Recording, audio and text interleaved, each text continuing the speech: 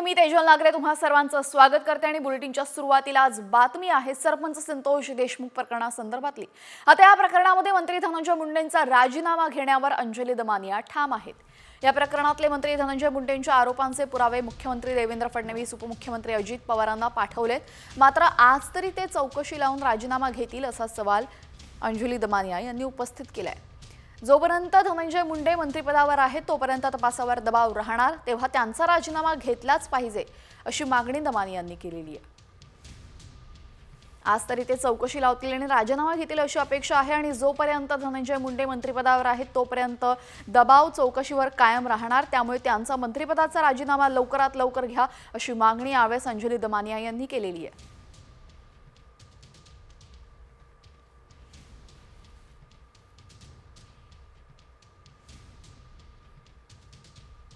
तर धनंजय मुंडे यांच्या राजीनाम्याचा निर्णय अजित पवार घेतील असं म्हणत भाजप आमदार सुरेश धस यांनी मुंडेंच्या राजीनाम्याचे चेंडू अजित पवारांच्या कोर्टात ढकललाय।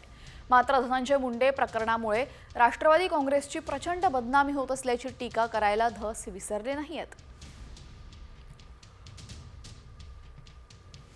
मत असं आहे की त्यांचा राजीनामा घ्यावा किंवा नाही घ्यावा हे सर्वस्वी माननीय अजितदादा, प्रफुल्लभाई पटेल आणि त्यांच्या पक्षाचे प्रदेशाध्यक्ष श्री सुनील तटकरे यांच्या हातामध्ये आहे। यांनी जर मनात आणलं तर त्यांचा राजीनामा तातडीने होऊ शकतो। आणि आमचं काय आहे, त्यांच्या पक्षाची प्रचंड बदनामी होते ना, त्यांचा पक्ष रॉंग बॉक्समध्ये चाललाय। यानंतर आता महत्त्वाच्या बातम्यांचा घेऊयात वेगवान आढावा न्यूज पॉइंट 20च्या माध्यमातून। रत्नागिरी जिल्ह्यामध्ये माजी आमदार सुभाष बने आणि गणपत कदम मशाल सोडून हाती धनुष्यबाण घेणार आहेत। सुभाष बने यांची संगमेश्वर, चिपळूण आणि लांजा तालुक्यामध्ये काही भागात ताकद आहे, तर गणपत कदम हे राजापूर लांजा विधानसभा मतदारसंघाचे माजी आमदार आहेत। विदर्भाचा मागास शिक्का पुसण्यासाठी विदर्भामध्ये मोठे उद्योग आले पाहिजे अशी भूमिका यवतमाळ जिल्ह्याचे पालकमंत्री संजय राठोड यांनी व्यक्त केली आहे। यवतमाळचा विस्तार मोठा आहे, या जिल्ह्यामध्ये कापूस आणि सोयाबीनवर आधारित उद्योग उभारून बेरोजगारी कमी करण्याचा प्रयत्न करणार असल्याचं संजय राठोड म्हणाले। सरपंच हत्या प्रकरणामध्ये मुंडेंचा राजीनामा घेण्यावर अंजली दमानिया ठाम आहेत। या प्रकरणाने मुंडेंवरच्या आरोपांचे पुरावे त्यांनी सादर केलेत। मात्र आज तरी ते चौकशी लावून राजीनामा घेतील का असा सवाल अंजली दमानिया यांनी केलेला आहे। धनंजय मुंडे जोपर्यंत मंत्रिपदावर आहेत तोपर्यंत तपासावर दबाव कायम राहणार आहे।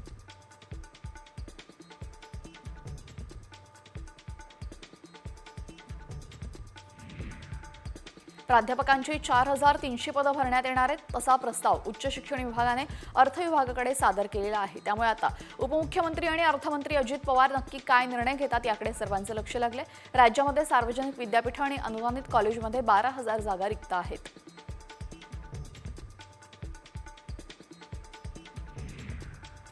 देशातील ज्येष्ठ नागरिकांच्या विविध समस्या आणि तक्रारींचं निवारण करण्यासाठी हेल्पलाईन जारी करण्यात आलेली आहे। केंद्र शासनाच्या सामाजिक न्याय आणि सक्षमीकरण मंत्रालयामार्फत राष्ट्रीय टोल फ्री हेल्पलाईन 14567 ची सुविधा सुरू करण्यात आलेली। यावर मदतीची आवश्यकता असणाऱ्या ज्येष्ठ नागरिकांनी संपर्क साधता येणार आहे।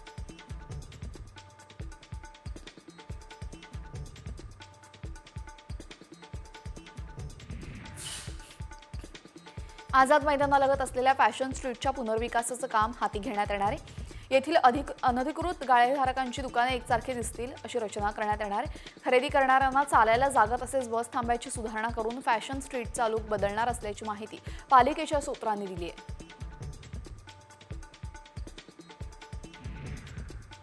मुंबई महापालिकेच्या कनिष्ठ आणि उपअभियंता पदासाठी 9 फेब्रुवारी रोजी ऑनलाईन पद्धतीने परीक्षा घेण्यात येणार आहे। मात्र यामध्ये पेपरफुटी होऊ नये म्हणून अधिकृत केंद्रांवर परीक्षा घेण्याची मागणी अंबादास दानवे यांनी केलेली आहे। पालिका आयुक्त भूषण गगराणी यांनी तसं निवेदनच दिलेलं आहे।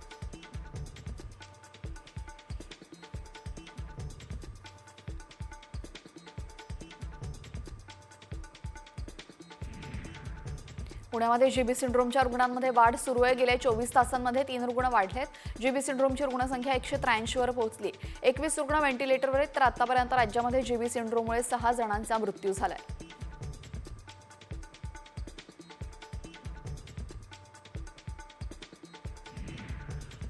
बुलढाण्यातील टक्कल व्हायरसचं कारण महिना उलटून गेला तरीही समजू शकलेलं नाहीये. जिल्हा ते राष्ट्रीय पातळीवरील आरोग्य यंत्रणांसमोर मोठं आव्हान निर्माण झालंय. अजूनही रुग्णसंख्या वाढतेच, मात्र ना अचूक उपचार सापडलेत ना आरोग्य संस्थेचा अहवाल प्राप्त झाला. त्यामुळे आता गावकरी मात्र चिंतेत आहेत.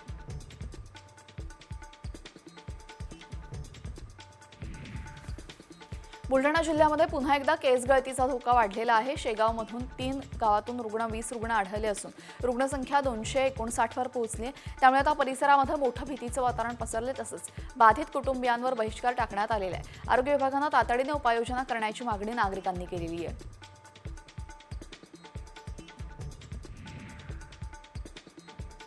स्टँडअप कॉमेडियन प्रणित मोरेच्या सोलापुरात झालेल्या मारहाणीनंतर पहिला व्हिडिओ समोर आलेला आहे. प्रणितने पाठिंबा देणाऱ्यांचे आभार मानले. सोबतच या प्रकरणामध्ये काय कारवाई करण्यात आली याची माहिती त्यानं दिली. पोलिसांनी आतापर्यंत 5 जणांना या प्रकरणी ताब्यात घेतलेले आहे.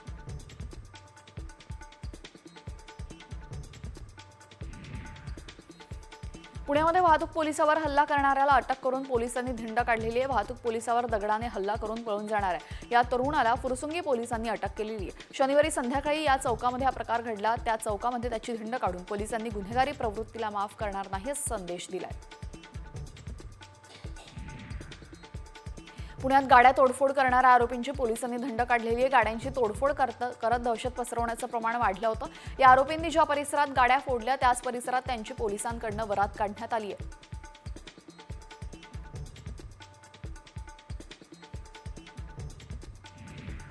खार लोकोशेडला काल रात्री भीषण आग लागली. आगीची माहिती मिळताच अग्निशामक दलाने तातडीने घटनास्थळी धाव घेतली. अथक परिश्रमानंतर ही आग विझवण्यात अग्निशामक दलाला यश मिळालं. या आगीत सुदैवाने कोणतीही जीवितहानी झाली नाही, मात्र कारशेडचं मोठं नुकसान झालं.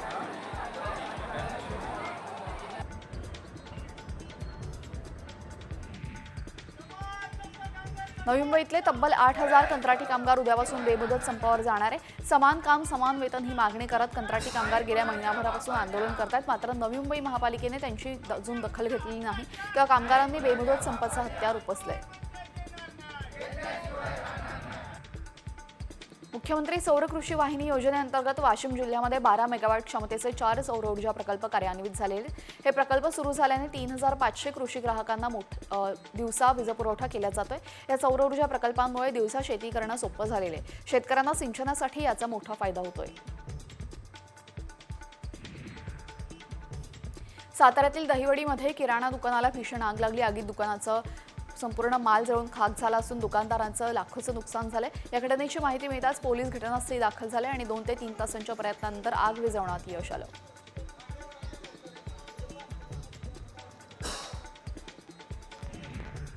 बहुमजली झोपड्यांमधील रहिवाशांना झोपडपट्टी पुनर्वसनाचा लाभ न देण्याचा राज्य सरकारने निर्णय उच्च न्यायालयाने योग्य ठरवलेला आहे. सरकारच्या धोरणाविरोधात भाजपा खासदार गोपाळ शेट्टी यांनी केलेली जनहित याचिका फेटाळताना न्यायालयाने हा निर्वाळा दिलेला आहे.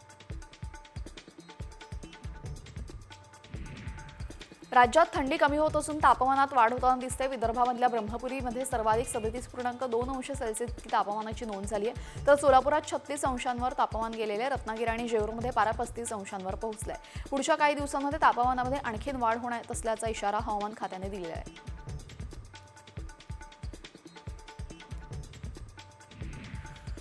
आता बातमी लाडक्या बहिणींसाठी मोठी. राज्यातल्या तब्बल 5 लाख लाडक्या बहिणी अपात्र ठरलेल्या आहेत. यातल्या अनेक लाडकींनी घाबरून दावाही सोडलाय. नेमका का घाबरल्या आहेत या लाडक्या बहिणी आणि लाखो लाडक्या बहिणी अपात्र होण्याचं कारण काय, पाहूयात या स्पेशल रिपोर्टमध्ये. 5 लाख लाडक्या घाबरल्या.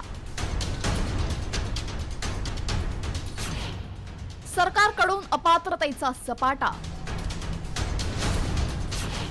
लाडकींची संख्या आणखीन घटणार. लाडकी बहिणी योजना महायुतीसाठी गेम चेंजर ठरली. मात्र सत्तेत आल्यानंतर महायुतीने अपात्र लाडक्या बहिणींवर कारवाईचा इशारा दिलाय. त्यामुळे घाबरलेल्या लाडक्या बहिणींनी योजनेचा लाभ सोडण्याचा निर्णय घेतलाय. यावर खुद्द महिला व बालकल्याण मंत्री अदिती तटकरेंनीच शिक्कामोर्तब केलंय. एवढंच नाही तर त्यांनी अपात्र लाडक्या बहिणींची आकडेवारीच जाहीर केली आहे. 65 वर्षांपेक्षा जास्त वय असलेल्या महिला 1,10,000. संजय गांधी निराधार योजनेच्या लाभार्थी महिला 2,30,000. 4 चाकी असलेल्या नमोशक्ती योजनेच्या लाभार्थी 1,60,000. एकूण अपात्र 5 लाख लाडक्या. ही तर सुरुवात आहे. आणखी लाडक्या बहिणी या योजनेतून वगळल्या जातील असा दावाच खासदार संजय राऊतांनी केलाय. तर एखादी योजना सुरू केली तर ती बंद करणं योग्य नाही म्हणत भाजप नेते सुधीर मुनगंटीवार यांनी सरकारला घरचा आहेर दिलाय. हळूहळू बरेच लाडक्या बहिणी त्या योजनेतून गाळल्या जात. सरकारच्या तिजोरीत पैसे नाही आहेत. निवडणुका संपलेल्या आहेत. बहिणींनी मतं दिलेली आहेत. 1500 रुपये 3 महिन्याचे त्यांना पोचलेले आहेत. पण आता पैसे नाही आहेत. त्याच्यामुळे जेवढं त्यांना हे ओझं कमी करता येईल तेवढं ते करतील. नीती आयोगापासून अनेक वित्तीय संस्थांनी ह्या योजनेवरती आपलं एकदम कठोर भाष्य व्यक्त केलं आहे. लाडकी बहीण योजना सुरू केल्यानंतर ती बंद करणं ही चूक आहे. एकूणच राजकीय क्षेत्रातील नेत्यांविषयी अविश्वास होईल आणि हाही अविश्वास शेकडो हजारो बहिणींच्या मनात नाही तर 2,33,00,000 बहिणींना आपण लाडक्या बहिणी योजनेचा फायदा देतो. राज्यकर्ते म्हणून जेव्हा हा फायदा देणारी योजना केली तर ती बंद करण्याचा विचार या जन्मात तरी आणता कामा नये. लाडकी बहिणी योजनेमुळे राज्याच्या तिजोरीवर बोजा वाढत असल्याने आर्थिक शिस्तीसाठी लाडक्या बहिणींना अपात्र करण्याचा सपाटाच लावलाय. डिसेंबरमध्ये 2,46,00,000 लाडक्या बहिणींना 1,500 रुपये लाभ देण्यात आला होता.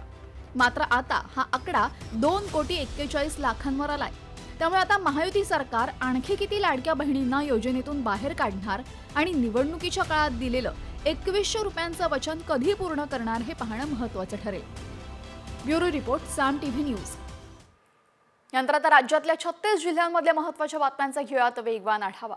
जालन्यामध्ये एका शेतकऱ्याकडनं चोरट्यांनी 1.5 लाख रुपयांची बॅग हिसकावून घेतलेली आहे. या प्रकरणी 4 आरोपींना पोलिसांनी अटक केली. दरम्यान शेतकरी कापूस विक्री करून दुचाकीवर गावी जात असताना ही घटना घडली. तसंच आरोपींना पोलिसांनी ताब्यात घेतलं असून पुढील तपास सुरू आहे.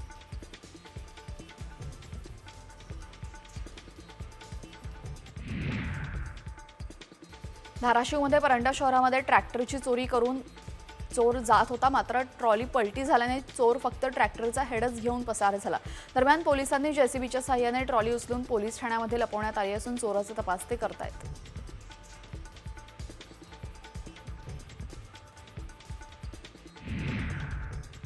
चंद्रपुरात बिबट्याने धुमाकूळ घालत एका वनरक्षकासह 5 गावकऱ्यांना जखमी केलं. ही घटना सिंदेवाही तालुक्यातील धुमनखेडा गावामध्ये घडलेली आहे. गावातील एका गोठ्यामध्ये बिबट्याने ठिय्या मांडला.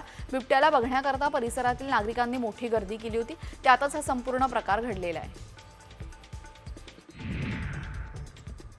वर्ध्यातील धोंडगाव शिवारामध्ये पट्टेदार वाघिणीच्या शावकाचा रस्ते अपघातामध्ये मृत्यू झाला.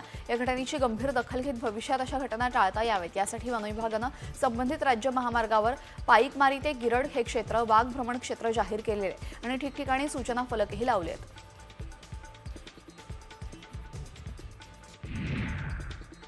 केंद्र सरकारने मक्यापासून इथेनॉल निर्मितीला चालना दिली. पशुखाद्य, कोंबडी खाद्य आणि चाऱ्यासाठी मक्याला मागणी वाढलेली आहे. या सर्वांचा परिणाम म्हणून यंदाच्या रबी हंगामामध्ये मक्याच्या लागवड दुपटीने वाढून 4,84,000 हेक्टरवर गेली आहे. गेल्या वर्षीच्या तुलनेमध्ये हे क्षेत्र 1.5 लाखांनी वाढलेलं आहे.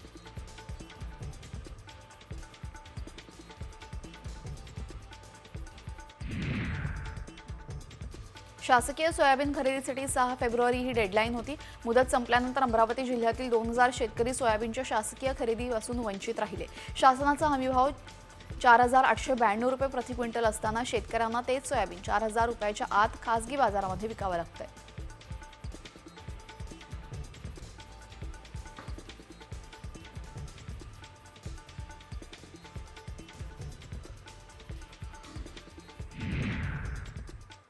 एका मुलाखतीमध्ये मुख्यमंत्री देवेंद्र फडणवीसांनी केलेल्या गौप्यस्फोटावर आता ठाकरे गटाचे खासदार संजय राऊतांनी प्रतिक्रिया दिलेली आहे. अमित शहांनी शब्द पाळला असता तर ही घडामोड झालीच नसती असा पलटवार राऊतांनी केलेला आहे. तर 2019ला आम्ही चर्चा केली असं फडणवीस म्हणालेत. मग 2014ला भाजपाने युती तोडली असा सवाल देखील संजय राऊतांनी केलाय.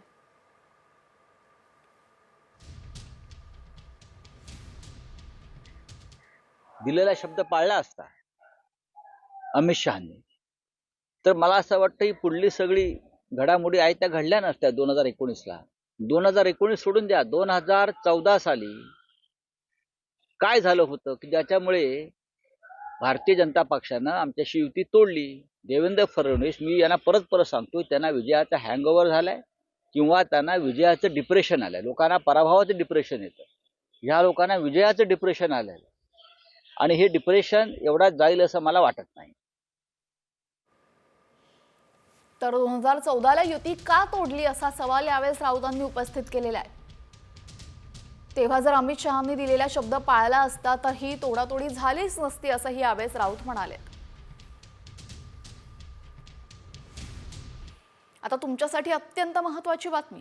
मोबाईलवर आलेल्या PM किसान योजनेची लिंक उघडताय तर आधी बातमी नीट पहा. बनावट लिंक मोबाईलवर पाठवून शेतकऱ्यांची फसवणूक होतीये. पाहूयात त्याच संदर्भातला हा स्पेशल रिपोर्ट. PM किसानच्या नावावर सायबर लूट. बनावट लिंक मोबाईलवर पाठवून फसवणूक. शेतकऱ्यांच्या खात्यावर भामट्यांचा डल्ला.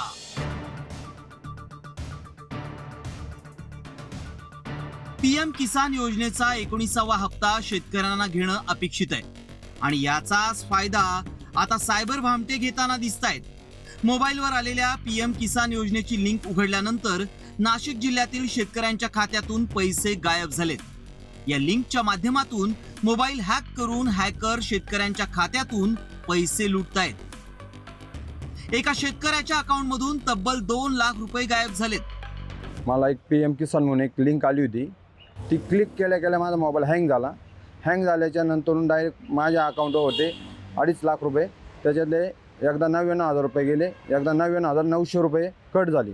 मग मला ते कळालं आणि मी नंतर माझ्याकडं काही नाही, टाचन पिन नसल्यामुळं मोबाईल स्विच ऑफ बी होत नव्हतं, काहीच नाही. मग नंतर मी काट्याने ते सिम कार्ड काढलं, तेव्हा बाकीचे 50,000 रुपये वाचले. मोबाईलवर PM किसान योजनेची फेक लिंक पाठवण्यात येते. बँक खात्याशी संलग्न मोबाईल फोन हॅक करून शेतकऱ्याची फसवणूक होते. APK फाईलच्या माध्यमातून ही फसवणूक केली जाते. मोबाईलवर आलेली APK फाईल डाउनलोड करताच विशिष्ट प्रोग्राम ऍक्टिव्ह होतो. हॅकरला OTP मिळतो. टप्प्याटप्प्यानं बँक खात्यातील रक्कम काढून घेतली जाते. नाशिक जिल्ह्यातील अनेकांची या लिंकच्या माध्यमातून फसवणूक झाली आहे. पोलिसांनी गुन्ह्याची नोंद करत या प्रकरणाची चौकशी सुरू केली आहे. APK PM किसान योजना .apk. जशी क्लिक केली की त्याच्या मागे हिडन किंवा एक लपवलेला प्रोग्राम असतो. SMS फॉरवर्डिंग करतो तो. आणि मग तिकडे बसलेले जे फ्रॉडस्टर आहेत ते काय करतात, तुमचे जे डेबिट कार्ड क्रेडिट कार्ड तुमचे जे आहेत त्याच्यावर ते परचेसिंग करतात आणि त्याचा जो OTP येतो तो OTP त्यांना परस्पर मिळतो. आणि त्या OTP आला की त्या OTPद्वारे ते पैसे काढून घेतात. अशा प्रकारची फसवणूक होऊ नये म्हणून अनोळखी नंबरवरून आलेली कुठलीही लिंक उघडू नका. या फसवणुकीच्या पार्श्वभूमीवर शेतकऱ्यांनी जागरूक राहावं आणि काही शंका आल्यास कृषी विभागाशी संपर्क साधावा असं आवाहन करण्यात आलंय. ब्युरो रिपोर्ट, साम TV न्यूज.